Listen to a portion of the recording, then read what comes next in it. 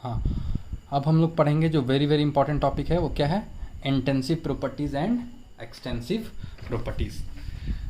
तो फिजिक्स में पढ़े हो तुम लोग, क्या पढ़ो, इंटेंसिव प्रॉपर्टी क्या होता है और एक्सटेंसिव प्रॉपर्टी क्या होता है, याद करो। इंटेंसिव प्रॉपर्टी ऐसे प्रॉपर्टीज़ होते हैं, है ना, सिस्टम के ऐसी प्रॉपर्टीज़ जो कि इंडिपेंडेंट हो किसके, मास के, इंडिपेंडेंट हो मास के, है ना। और एक्सटेंसिव प्रॉपर्टी क्या होती है, दैट डिपेंड्स ऑन मास। तो हम बोल सकते हैं कि intensive properties, the properties of the system, the properties of the system which are independent, yeah, that are independent of mass। अच्छा, मास वो किस किस पे डिपेंड करता है, बोल सकते हैं साइज पे। मान लो एक पत्थर लिए, छोटा पत्थर है तो मास कम होगा, बड़ा पत्थर है मास ज़्यादा होगा। एक ही क्वालिटी का, मान लो रॉड लिए, आयरन रॉड लिए, छोटा लोगे तो मास कम होगा, बड़ा ले लोगे मास ज़्यादा होगा। तो कहीं ना कहीं मास हम बोल सकते हैं साइज पे डिपेंड करेगा, है ना। ठीक, तो the properties of the system which are independent of mass present in the system, जो मास के इंडिपेंडेंट हो, ऐसे प्रॉपर्टीज़ को हम लोग इंटेंसिव प्रॉपर्टीज़ बोलते हैं। ऐसे प्रॉपर्टीज़ को क्या बोलते हैं, इंटेंसिव, विच आर इंडिपेंडेंट। देखो यहाँ से याद रखना, इंडिपेंडेंट, इंटेंसिव, है ना, नहीं बोलोगे। चलो जैसे एग्जांपल देखिए, एग्जांपल इसका जैसे डेंसिटी की बात करो, डेंसिटी ऑफ ए मटेरियल, किसी भी मटेरियल की जो डेंसिटी है वो क्या है, इंटेंसिव प्रॉपर्टी है कि एक्सटेंसिव है, सोच के देखो। Density is an intensive property, size या मास पर डिपेंड नहीं करता। मान लो हमने आयरन लिया, है ना, आयरन का तुम एक इतना छोटा रॉड लो या इतना बड़ा रॉड लो, इसमें इसकी डेंसिटी तो सेम ही होगी। डेंसिटी मतलब मास अपॉन वॉल्यूम, वो तो सेम ही होगा, बोल सकते हैं ना। तो हम बोल सकते हैं कि डेंसिटी जो है वो इंडिपेंडेंट है मास के, इसका मास कम है, इसका ज़्यादा है, लेकिन दोनों की डेंसिटी सेम है। इसका मतलब डेंसिटी क्या है, डेंसिटीज है, डेंसिटी एक प्रॉपर्टी है ना। तो किस टाइप की प्रॉपर्टी, इंटेंसिव या extensive, it is an intensive property, है ना। तो अभी और एग्जांपल देंगे। अब हम बात करते हैं एक्सटेंसिव प्रॉपर्टी की भी, देख लेते हैं। एक्सटेंसिव प्रॉपर्टी किसको बोलेंगे, एक्सटेंसिव प्रॉपर्टीज। तो the properties which depend on, the properties which depend on mass, which depend on the mass, या बोले तो साइज, है ना। ठीक, ऐसे प्रॉपर्टीज को क्या बोलते हैं, are called extensive property, extensive properties. मान लो हम एग्जांपल, वॉल्यूम, वॉल्यूम क्या है सोच के देखो, एक्सटेंसिव है या इंटेंसिव है। मान लो हमने एक बीकर लिया और उसमें इतना पानी भर दिया, ठीक, और एक और बीकर लिया, उसमें इतना पानी भर दिया। तो क्या वॉल्यूम दोनों की डिफरेंस है कि नहीं, लिया पानी ही है, लेकिन वॉल्यूम अलग अलग है ना। तो हम बोल सकते हैं कि भाई वॉल्यूम एक ऐसी प्रॉपर्टी है जो कि मास पे डिपेंड करती है, ज़्यादा मास होगा तो ज़्यादा वॉल्यूम हो सकता है ना। तो इस तरह से हमने वॉल्यूम लिख दिया।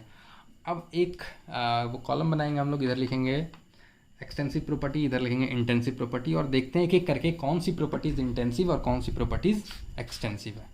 अब देखो सबसे आसान तरीका क्या है कि अगर इंटेंसिव एक्सटेंसिव को जानना है ना, सबसे आसान तरीका बता रहे हैं, अदर देन ये, तुम क्या करना, जैसे कि तुमसे कुछ भी पूछा गया, मान लो पूछा गया कि ये एक रूम है, ये क्या है, रूम है।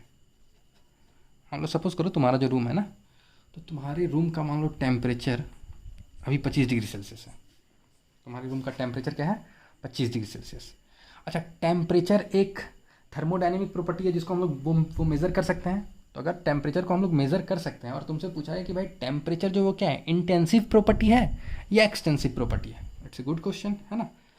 तो अपन क्या करेंगे कि इसको दो हिस्सों में डिवाइड कर दो। अब दो हिस्सों डिपेंड करे वो तुम आधा आधा करो या एक तरफ ज़्यादा करो एक तरफ कम कर दो, अलग बात है। तो तुम अपने कमरे को दो, या तुम्हारा मन करे तीन, या तुम्हारा मन करे चार हिस्सों में डिवाइड कर दो। मान लो तुम जिस रूम में बैठे हो, अभी जिस रूम में जहाँ पर बैठे हो वहाँ सपोज़ करो कि यार मेरे रूम का टेम्परेचर है 28 डिग्री सेल्सियस अभी, या गर्मी ज़्यादा है तो 35 मान लो, एसी लगाया होगा तो 20-22 मान लो, जो भी है। तो अब तुम सोचोगे कि अगर हम इस रूम का पार्टीशन कर दें, एक सपोज़ कोई कपड़ा लगा दें यहाँ से वहाँ तक बीच में, अगर बीच में कपड़ा लगा देंगे तो क्या टेम्परेचर जो कपड़ा लगाने से, ये मान लो कपड़ा तुमने लगाया, तो क्या इधर का टेम्परेचर अलग और इधर का टेम्परेचर अलग होगा या सेम रहेगा? तुम टेम्परेचर को पूछ रहे हो कि टेम्परेचर क्या है, इंटेंसिव या एक्सटेंसिव, खुद से पूछो टेम्परेचर इंटेंसिव। तो तुम क्या करो, एक बाउंड्री से उसको सेपरेट करो, जिसकी ही बात कर रहे हो। तो मान लो हम टेम्परेचर की बात करें एक रूम के अंदर, तो हमने रूम में एक बाउंड्री से अलग किया और देखा कि भाई इसका टेम्परेचर और इसका टेम्परेचर दोनों सेम है, दोनों तरफ सेम है, इसका मतलब temperature is an intensive property. Temperature is an intensive property, क्योंकि ये मास पे डिपेंड नहीं कर रहा। तो इस तरह से चेक करोगे। मान लो प्रेशर की बात करते हैं, प्रेशर, तो प्रेशर भी तो सेम ही रहता है, डिवाइड करो चाहे कुछ करो। एक रूम में बैठे हो, कितना भी हिस्सा में उसको बांट दो, 10 हिस्से में बांट दो एक रूम में, सबका प्रेशर तो पी ही पी है। तो pressure is also an intensive property, mass पे डिपेंड नहीं कर रहा है। ठीक है, एक आयरन रॉड की बात कर रहे हैं, इतना बड़ा आयरन रॉड है। अब इसमें पूछा कि डेंसिटी, डेंसिटी क्या है, डेंसिटी इंटेंसिव है कि एक्सटेंसिव है। तो आपने कुछ भी एक सब्सटेंस है, मान लो एक आयरन रॉड लिया, अब इसको कितने भी हिस्सों में बांटो, 1 2 3 हिस्से में बांट दिए, एक छोटा, एक बड़ा, एक मीडियम। तो क्या जो आयरन की डेंसिटी यहाँ पर होगी वही डेंसिटी तो यहाँ भी होगी? ऐसा थोड़ी कि यहाँ ज़्यादा हो जाएगी, यहाँ कम हो जाएगी, यहाँ कम, यहाँ ज़्यादा, ऐसा तो कुछ नहीं होगा भाई। डेंसिटी तो वो सेम ही होगी, मास अपॉन वॉल्यूम। तो density is an again intensive property. तो इस तरह से अपन वो कॉलम बनाते हैं और देखते हैं कि क्या इंटेंसिव है और क्या एक्सटेंसिव है। मैं पूछते भी जाऊँगा तुम लोग से। चलो अब हम लोग इधर लिखते हैं कि क्या इंटेंसिव है और क्या एक्सटेंसिव है। तो 2 कॉलम बना दो पहले। 2 कॉलम में तुम क्या बनाओगे? सबसे पहले थोड़ी लाइट कम हो गई क्योंकि लाइट चली गई है, जो मेरा मोबाइल का टॉर्च है वही काम कर रहा है। चलो ठीक है, अब हम क्या करेंगे, एक बना लेंगे कॉलम, इधर इंटेंसिव और इधर एक्सटेंसिव। 2 कॉलम बना लिए और देखते हैं कि कौन कौन सी प्रॉपर्टी इंटेंसिव है और कौन कौन सी एक्सटेंसिव है। मान लो पहला मैंने बोला मोलैरिटी। मोलैरिटी क्या है? Molarity is an intensive property या एक्सटेंसिव? चलो बोल दिया हमने कि इंटेंसिव है, लेकिन क्यों है सोचो। मान लो एक सॉल्यूशन है, एक डिफरेंट पेज भी ले लेते हैं ना। ये मान लो अपने पास एक सॉल्यूशन है, suppose this is a solution of HCl मान लो। इसकी मोलैरिटी दी गई है कि भाई ये 2 मोलर का मोलैरिटी है। ठीक, अब तुमसे बोला है कि मोलैरिटी इज़ व्हाट, इंटेंसिव या एक्सटेंसिव। तुम क्या करो, इसको मन ही मन में या ऐसे ही सामने सोचो कि यार इसको अगर हम 2 हिस्सों में बांट दिए 2 हिस्सों में।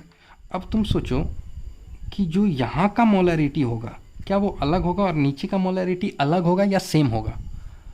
तो अगर प्रॉपर्टी डिवाइड करने के बाद वो प्रॉपर्टी जो भी है अगर सेम रहती है तो वो प्रॉपर्टी एक इंटेंसिव प्रॉपर्टी होगी। बात समझ रहे हो कि नहीं? यहाँ का भी मोलैरिटी एम ही होगा, यहाँ का भी एम ही होगा। पूरे सॉल्यूशन कहीं से भी उठा लो, मोलैरिटी तो एम ही होगा। तो molarity is an intensive property, molarity is an intensive property. Clear हो रहा है बात? क्लियर? ओके। अगर ऐसे नहीं देख रहे हो तो क्या करो कि इस बीकर का जो भी HCl सॉल्यूशन है यहाँ तक है, तुम इसको 2 अलग अलग बीकर में ले लिए। एक में डाले इतना HCl, सेम HCl, यहाँ से एक में इतना डालें और एक थोड़ा सा बड़ा लिए उसमें थोड़ा सा ज़्यादा डालें। ठीक है, ये दूसरा वाला, ये पहला है, ये दूसरा है। इसी बीकर का थोड़ा इसमें डाल दिए, थोड़ा इसमें डाल दिए, 3 में डाल दिए। चलो 3 में डाल दिए। अब सोचो यहाँ जो HCl था उसकी मोलैरिटी मान लो 2 मोलर थी, तो बताओ जो HCl यहाँ पर है इस तीनों बीकर में, इसमें कितनी मोलैरिटी होगी? 2 मोलर होगी, सेम ही तो होगी। यहाँ भी 2 मोलर, यहाँ भी 2 मोलर। तो इसका मतलब मास पे डिपेंड नहीं कर रहा। देखो ना, तुमने इसमें अलग मास लिया, इसमें अलग, इसमें अलग, लेकिन उस पर डिपेंड ही नहीं कर रहा मोलैरिटी। तो molarity is an intensive property. Clear हो रहा है? तो इसका मतलब जो भी कंसंट्रेशन टर्म्स होगा वो सारे के सारे क्या होंगे? इंटेंसिव प्रॉपर्टी होंगे। मोलैरिटी और बताओ क्या क्या पढ़ो, नॉर्मलिटी है ना, ठीक है, मोलैरिटी, ये सब क्या होंगे? इंटेंसिव। अच्छा पीएच क्या होगा? PH of A solution intensive या एक्सटेंसिव? अगर इंटेंसिव है तो प्रूव करो। सोचो कैसे, सोचो इस तरह एक सॉल्यूशन ले लो, उसका पीएच कुछ भी मान लो, ठीक है ना। अच्छा पीएच क्या होता है? मंचर के बच्चों को थोड़ा सा बता दें। पीएच इज इक्वल टू होता है माइनस लॉग ऑफ H+। ध्यान में रखना, माइनस लॉग ऑफ H+ का कंसंट्रेशन है ना।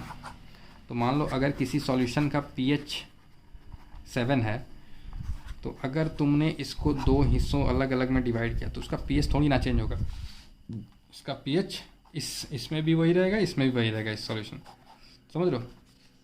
तो पीएच भी क्या है, एक इंटेंसिव प्रॉपर्टी है, ठीक। अच्छा, डेंसिटी बोल सकते हैं, density, yes it's an intensive property, ठीक है। प्रेशर, प्रेशर अभी करके दिखाया था ना, रूम को डिवाइड करके दिखाया था और देखे थे कि प्रेशर यार दोनों तरफ सेम है या टेम्परेचर दोनों तरफ सेम है, तो ये सब इंटेंसिव है। प्रेशर इंटेंसिव, टेम्परेचर भी इंटेंसिव, टेम्परेचर सही से लिखना, स्पेलिंग आता होगा ना टेम्परेचर का, हाँ ठीक। अच्छा, boiling point, boiling point is also intensive. सोच के देख लो, तुम पानी थोड़ा सा लो, एक बीकर में पानी लो, एक लीटर 200 ml, और एक बर्तन में पानी लो 500 ml, तो क्या अलग अलग बॉइलिंग पॉइंट हो जाएगा? 200 ml का ऐसा थोड़ी कि कम रहेगा बॉइलिंग पॉइंट, 500 ml का बॉइलिंग पॉइंट ज़्यादा होगा। पानी है, एक बूंद भी पानी लोगे तो उसका ही बॉइलिंग पॉइंट वही होगा, या ज़्यादा 10 लीटर भी ले लोगे तो उस पानी का बॉइलिंग पॉइंट भी होगा। तो बॉइलिंग पॉइंट एक इंटेंसिव प्रॉपर्टी है, boiling point is an intensive property. उसी तरह फ्रीजिंग पॉइंट भी। अच्छा, बॉइलिंग पॉइंट को हम लोग टीबी करके दिखाते हैं, है ना, boiling point TB. Freezing point, freezing point को हम लोग टीएफ करके दिखाएंगे। ये इसलिए क्योंकि आगे एक चैप्टर पढ़ाएंगे सॉल्यूशन, तो उसमें ये यूज़ होगा टीबी टीएफ, तो अभी से ध्यान में रहेगा तो ज़्यादा बेटर है, ठीक है। फिर एक चीज़ अभी लिख लो, सेल पोटेंशियल, सेल पोटेंशियल, इसको बोलते हैं ईएमएफ ऑफ द सेल। ये इलेक्ट्रोकेमिस्ट्री में पढ़ाएंगे, अभी बस इसको लिख लो और लिख लो कि ये एक इंटेंसिव एक इंटेंसिव प्रॉपर्टी होता है। लाइट आ गई। ईएमएफ मतलब इलेक्ट्रोमोटिव फोर्स, है ना, सेल पोटेंशियल, इसको ऐसे डिनोट करते हैं, ई नॉट सेल। पढ़ेंगे इसके बारे में, इलेक्ट्रोकेमिस्ट्री में बहुत डिटेल में बात करेंगे। तो अभी ये जान लें कि भाई ये भी एक इंटेंसिव प्रॉपर्टी होता है, ठीक है। उसके बाद इलेक्ट्रोकेमिस्ट्री में एक बात करेंगे स्पेसिफिक कंडक्टेंस की, ठीक है, इसको भी इंटेंसिव कहते हैं। ये भी आपको समझ में आएगा किसमें, इलेक्ट्रोकेमिस्ट्री में। रिफ्रैक्टिव इंडेक्स, फिजिक्स में पढ़ोगे, रिफ्रैक्टिव इंडेक्स मीडियम का क्या इंटेंसिव है कि एक्सटेंसिव है, सोच के देखो। Refractive index is a intensive property या एक्सटेंसिव प्रॉपर्टी?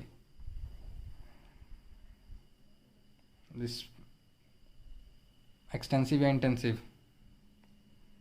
रिफ्रैक्टिव इंडेक्स तो एक मीडियम का होता है ना, वो तो फिक्स ही है।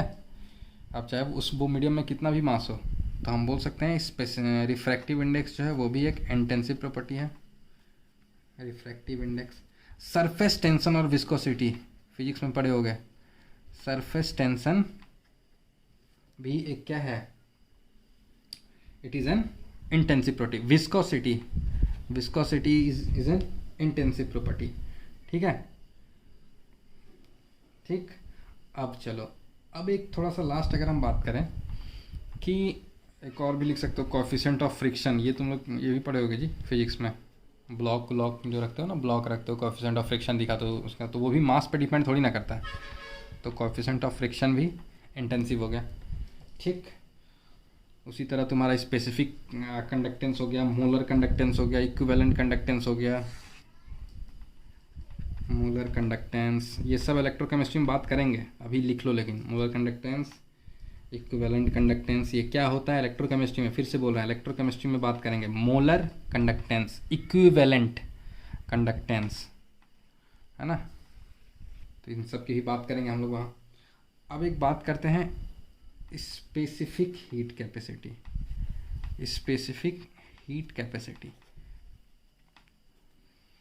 और इससे पहले बात करेंगे हीट कैपेसिटी की। हीट कैपेसिटी और स्पेसिफिक हीट कैपेसिटी, वो कैलोरीमेट्री पढ़ लिए होगे तुम लोग, तो बहुत अच्छे से तुमको आ गया हो कि स्पेसिफिक हीट कैपेसिटी क्या होता है और हीट कैपेसिटी में क्या डिफरेंस है।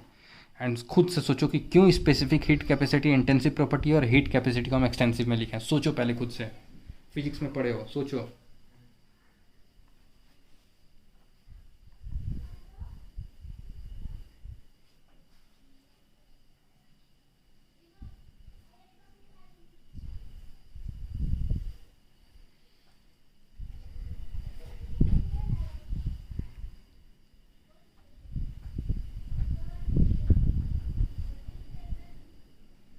हाँ, हीट कैपेसिटी क्या होता है, हीट कैपेसिटी का डिफिनेशन कि heat required to raise the temperature of m gram of substance. Heat capacity का डिफिनेशन क्या है? Heat required to raise the temperature of m gram of substance. अब m कुछ भी हो सकता है ना, m ग्राम तुम कितना भी ले सकते हो, m ग्राम सब्सटेंस। इसका मतलब ये कि जैसे मान लो तुम अगर एक कॉपर है ना, कॉपर का मटेरियल है, इतना मास है सपोज, है ना, इसका मास है मान लो 5 ग्राम। अब इसका कोई टेम्परेचर है, मान लो अभी वो रूम टेम्परेचर पर रखें तो इसका मान लो 25 डिग्री वो सेल्सियस टेम्परेचर है। अब हीट कैपेसिटी इसका क्या होगा? तो इस 5 ग्राम का जो कॉपर का मास है, कॉपर का जो मास है 5 ग्राम, इसका 25 डिग्री सेल्सियस टेम्परेचर है अभी, तो इसको हम कितना हीट दें कि ये 25 से इंक्रीज करके इसका टेम्परेचर 26 डिग्री सेल्सियस हो जाए इस 5 ग्राम को। तो वो जो हीट आएगी उसको बोलेंगे हीट कैपेसिटी। इसका मतलब ये हुआ कि 5 ग्राम को मान लो 25 डिग्री से 26 डिग्री बुलाने में कुछ हीट लगा। अब क्या उस हीट को हम बोल दिए हीट कैपेसिटी। अब मान लो अगर हम एक 5 केजी का ले लेते, 5 केजी का कॉपर लेते, 5 केजी का कॉपर लेते, मान लो उसका भी 25 डिग्री सेल्सियस है, तो उसको 25 डिग्री से 26 डिग्री मतलब 1 डिग्री सेल्सियस बढ़ाने के लिए क्या उतना ही हीट लगेगा जितना कि 5 ग्राम कॉपर को लगा था? सोच के देखो यार, सोच के देखो, मतलब अलग लगेगा ना, डिफरेंट लगेगा, ज़्यादा लगेगा इसमें। तो हीट कैपेसिटी सेम कहाँ हुई? हम कॉपर की ही बात कर रहे थे, कॉपर का मास छोटा लिए तो हीट कैपेसिटी कुछ और लग रही है, बड़ा ले लिए तो हीट कैपेसिटी कुछ और लग रही है। इसका मतलब heat capacity is an extensive property बोल सकते हैं। Heat capacity is an extensive property. क्यों? क्योंकि ये मास पे डिपेंड कर रहा है, क्योंकि ये मास पे डिपेंड कर रहा है ना। आप जितना कम मास लोगे तो कम हीट लग रहा है, ज़्यादा मास लोगे तो ज़्यादा हीट लग रहा है आपको बेसिकली। तो इसलिए हमने हीट कैपेसिटी को रखा है किधर? एक्सटेंसिव में, जो कि मास पे डिपेंड करता है ना, डिपेंड्स ऑन मास। अच्छा, स्पेसिफिक हीट कैपेसिटी फिर इधर की है, देखो स्पेसिफिक हीट कैपेसिटी इधर इसे लिखेंगे क्योंकि इसका डेफिनेशन क्या है? इसका डेफिनेशन है heat required to raise the temperature of 1 gram of substance. Heat required to raise the temperature, इसमें पूरा heat required to raise the temperature of m gram of substance through 1 degree Celsius, ये लिख देना, through 1 degree Celsius, है ना। इसमें heat required to raise the temperature of 1 gram, ये हमने फिक्स कर दिया, 1 gram of substance, 1 gram of substance through 1 degree Celsius, through 1 degree Celsius. अब जैसे कि मान लो हमने एक कॉपर लिया 5 ग्राम का, दूसरा लिया 5 केजी का, लेकिन हम बोल सकते हैं कि इसका 1 ग्राम अगर ले लो, 1 ग्राम ले लो इस कॉपर का, 1 ग्राम हमने कॉपर इसमें से ले लिया और 1 ग्राम कॉपर हमने इसमें से ले लिया, तो क्या दोनों को तो सेम ही हीट लगेगी? दोनों को 1 डिग्री सेल्सियस से अगर टेम्परेचर बढ़ाना तो सेम हीट देना पड़ेगा। तो इसलिए specific heat capacity is an intensive property. समझे कि नहीं? अरे मान लो ये 5 ग्राम है, 5 ग्राम है, अब मान लो इसको तुम 1 ग्राम का 5 में डिवाइड कर दो, 1 2 3 4 5, 1 ग्राम कॉपर, 1 ग्राम कॉपर ये, 1 ग्राम ये, 1 ग्राम ये। अब इसको तुम जो हीट दे रहे होगे, तुमको हीट इतना देना है कि इस कॉपर जो भी है इसका 25 से 26 डिग्री सेल्सियस हो जाए। ये 25 पे है, 26 डिग्री पे अपने को वो करना है और उसके लिए हम हीट दे रहे हैं। तो क्या हम जो भी हीट देंगे वो पांचों केस में क्या सेम देंगे या अलग देंगे? सेम देंगे। इसलिए स्पेसिफिक हीट कैपेसिटी क्या है? चेंज नहीं हुई, तो मास पर डिपेंड नहीं कर रही है। हम बोल सकते हैं कि specific heat capacity is an intensive property. और वैसे भी देखो, ये पर ग्राम की बात हुई ना, पर ग्राम मतलब 1 ग्राम, तो जो भी चीज़ पर ग्राम वाली होती है, पर ग्राम पर मोल, वो चीज़ क्या होती है हमेशा? हाँ, तो मैं बोल रहा था कि जो भी चीज़ पर ग्राम या पर मोल हो वो हमेशा इंटेंसिव प्रॉपर्टी होती है। जो भी चीज़ पर ग्राम हो और पर मोल हो वो चीज़ हमेशा देखना इंटेंसिव होती है। ठीक है, जैसे कि एक एनर्जी दे रहे हैं, जैसे डेंसिटी ले लो। डेंसिटी क्या है? मास पर यूनिट वॉल्यूम, है ना। तो पर यूनिट वर्ड जहाँ भी होगा, पर यूनिट वर्ड, तो वो चीज़ इंटेंसिव में आएगी। ठीक है, अब एक्सटेंसिव में क्या क्या होगा? एक्सटेंसिव में एक तो तुम्हारा वॉल्यूम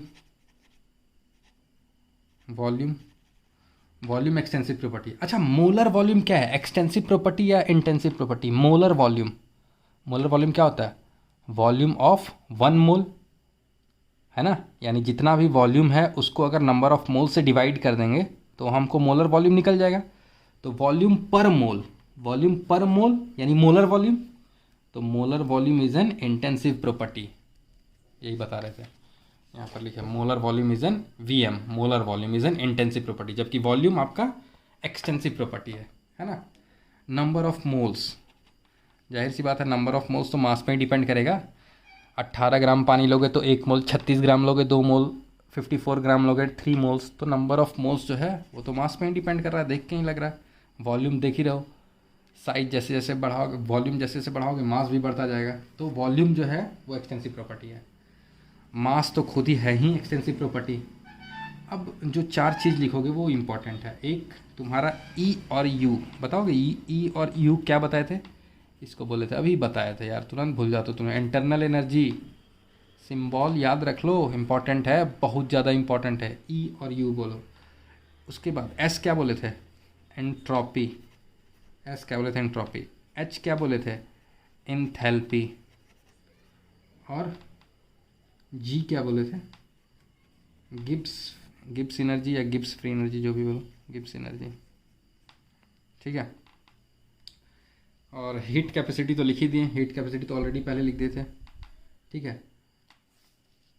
इतना तो काफ़ी, इतना में समझ जाओगे, ठीक। अच्छा, अब अगर तुमसे पूछा गिब्स एनर्जी पर मोल, गिब्स एनर्जी पर मोल क्या होगा? तो गिब्स एनर्जी एक्सटेंसिव प्रॉपर्टी है, लेकिन गिब्स एनर्जी पर mole is an intensive property, है ना। अगर पूछते गिब्स एनर्जी पर मोल, यहाँ पे वो लिख लो, तो जीएम हम लिख दे क्या, जैसे वीएम लिखे हैं वॉल्यूम पर मोल, मोलर वॉल्यूम, तो जीएम, जी मतलब गिब्स फ्री एनर्जी, एम मतलब पर मोल। तो गिब्स फ्री एनर्जी खुद से लिख लो, यहाँ जगह नहीं है, देख रहे हो ना, जगह की कमी नहीं, तो हम लिख देते, पक्का लिख देते, झूठ नहीं बोल रहे हैं। तो गिब्स एनर्जी पर mole is an intensive property. तो इंटेंसिव प्रॉपर्टी क्या है? एक्सटेंसिव। अब तुम देखोगे ना तो एक्सटेंसिव प्रॉपर्टी तुम ध्यान से समझ लो, और ये तुमको अभी रट लेना है, इसको जैसे जैसे समझोगे ना तुमको क्लियर हो जाएगा। इंटरनल एनर्जी, अब इंटरनल एनर्जी की बात कर रहे हैं। इंटरनल एनर्जी क्या होता है? जो भी सब्सटेंस है उसके अंदर की जितनी भी एनर्जी होगी, काइनेटिक, पोटेंशियल, न्यूक्लियर वगैरह सब, तो वो तो डिपेंड करेगा ही मास पे। एंट्रोपी पढ़ेंगे तब समझ में आएगा, ये तीनों थोड़ा सा पढ़ेंगे तब तुमको खुद ही क्लियर हो जाएगा। अभी इसको रट लेना है, वॉल्यूम है वो, ठीक।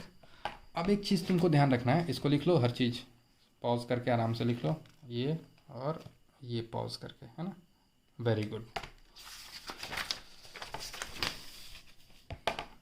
अब तुम थोड़ा सा स्पेशल पॉइंट्स में लिख सकते हो, तुमको थोड़ा हेल्प मिल जाएगा स्पेशल पॉइंट्स में, कि द रेशियो ऑफ,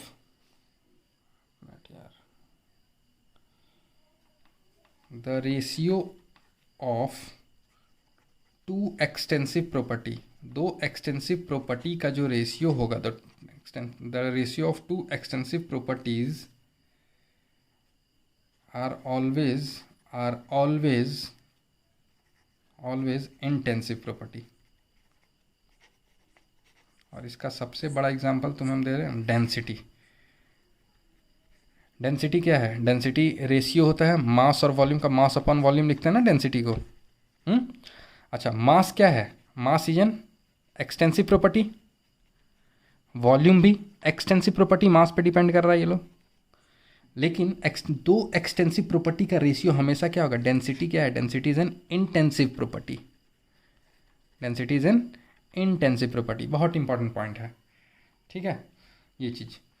दूसरा कि हम लोग दो इंटेंसिव प्रॉपर्टी को एडिड नहीं होते, intensive property are not additive, intensive property are not additive, intensive properties are not additive, additive और एक्सटेंसिव प्रॉपर्टी एडिटिव होते हैं। Extensive property are additive, additive ना, हाँ ठीक है। अब मान लो हम बोल रहे हैं कि ये भाई वाटर है H2O, ये है 2 लीटर, ठीक है। एक ये बीकर है, इसमें 1 लीटर H2O है, और ये 2 लीटर H2O है। अब दोनों को मिक्स कर रहे हैं, तो दोनों को मिक्स कर देंगे तो हम बोल देंगे कि ये जो H2O इसमें आएगा, इसमें 3 लीटर आ जाएगा। तो सिंपल आपने वॉल्यूम जो था, वॉल्यूम उसको ऐड कर दिया, वॉल्यूम को ऐड कर दिया। तो वॉल्यूम क्या है, एक एक्सटेंसिव प्रॉपर्टी, इसलिए ऐड हो गया। कोई इंटेंसिव प्रॉपर्टी लो, मान लो हम बोले कि यार ये एक बीकर है, इसका टेम्परेचर है 100 डिग्री सेल्सियस, ठीक है, इसमें मान लो पानी है या कुछ भी है 100 डिग्री सेल्सियस। दूसरा बीकर है, उसका टेम्परेचर है 30 डिग्री सेल्सियस, है ना। तो क्या दोनों बीकर का पानी को अगर आपस में मिला दोगे तो 130 डिग्री वो सेल्सियस हो जाएगा क्या टेम्परेचर? सोच के देखो, बेसिक्स लगाओ एकदम, कभी नहीं होगा। इसलिए टेम्परेचर आर एडिटिव प्रॉपर्टी नहीं है। अगर होता तो ऐड कर दे होते। Temperature is an intensive property, और इंटेंसिव प्रॉपर्टी एडिटिव नहीं होते हैं, ठीक है। डायरेक्टली ऐसे ऐड नहीं कर सकते हो कि एक 100 डिग्री है दूसरा 30 डिग्री तो ये होगा, है कि नहीं। या फिर हम बोल रहे हैं कि सपोज डेंसिटी का एग्जांपल दे रहे हैं कि मान लो एक इतना बड़ा आयरन रॉड है, ये आयरन का है, ठीक है, और एक इतना बड़ा आयरन का है।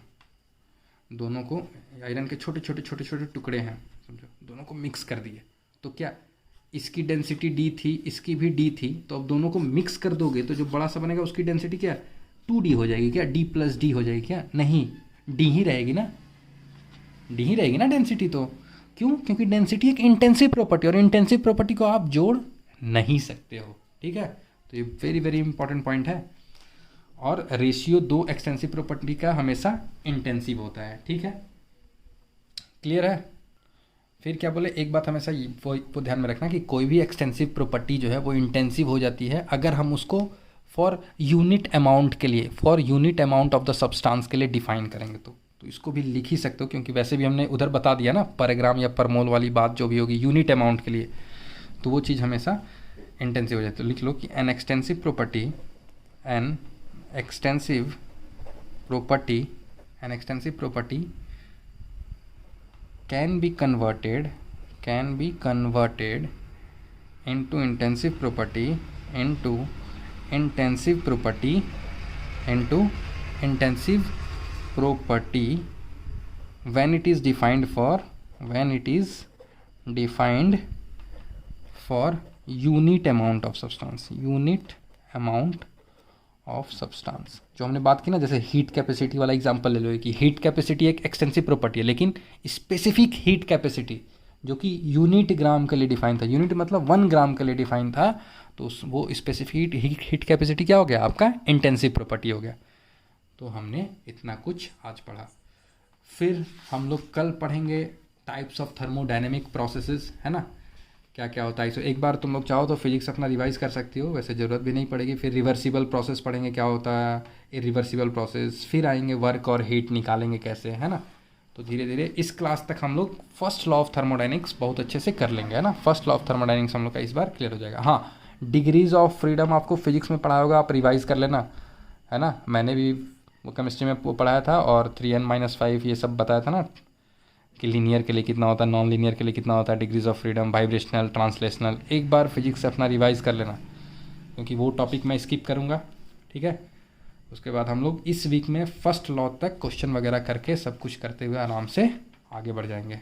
फर्स्ट लॉ में एकदम बढ़िया से क्वेश्चन है, और बहुत आसान टॉपिक है। अगर रेगुलर क्लास करो, रेगुलर लेक्चर को तुम नोट्स में बनाओ, और कुछ क्वेश्चन जो देते रहेंगे वो करो ना, बहुत इजी क्वेश्चन पूछता। बता तो रहे हैं, एक बार पूछ दिया कि अर्थ क्या है, एक बार पूछ देता कि अरे आइसोथर्मल प्रोसेस में क्या होता है, एडियाबैटिक प्रोसेस में क्या होता है। मतलब डायरेक्ट नीट उट वाला तो ऐसे ही पूछेगा, उसका तो कुछ है ही नहीं। जेई वाला भी, इवन जेई भी बहुत आसान पूछेगा। थोड़ा बहुत एडवांस भी थर्मोडायनेमिक्स से ज़्यादा नहीं जाता है, थोड़ा ही जाता है। लेकिन हाँ, थर्मोडायनेमिक्स थोड़ा सा बड़ा चैप्टर है। बड़ा चैप्टर मतलब धैर्य, पैसेंस, है ना। पैसेंस रखोगे काम हो जाएगा अपना। पैसेंस रखते हुए आराम से चलना है। तो मुझे लगता है जब तक लॉकडाउन हटेगा, पहले तो सोचे थे पी ब्लॉक भी, लेकिन सोचेंगे पी ब्लॉक अगर करेंगे तो फिर ये डिस्टर्ब ना हो जाए। तो चलो आराम से ही करेंगे, थर्मोडायनेमिक्स अपना बहुत अच्छे से हो जाएगा। ओके, चलो बाय। 29 मिनट 10 सेकंड हो गया। क्या 30 मिनट कर दे क्या इसको? 40-50 सेकंड और बोल के नहीं, रहने दो, कुछ चीज़ें अधूरी अच्छी लगती है।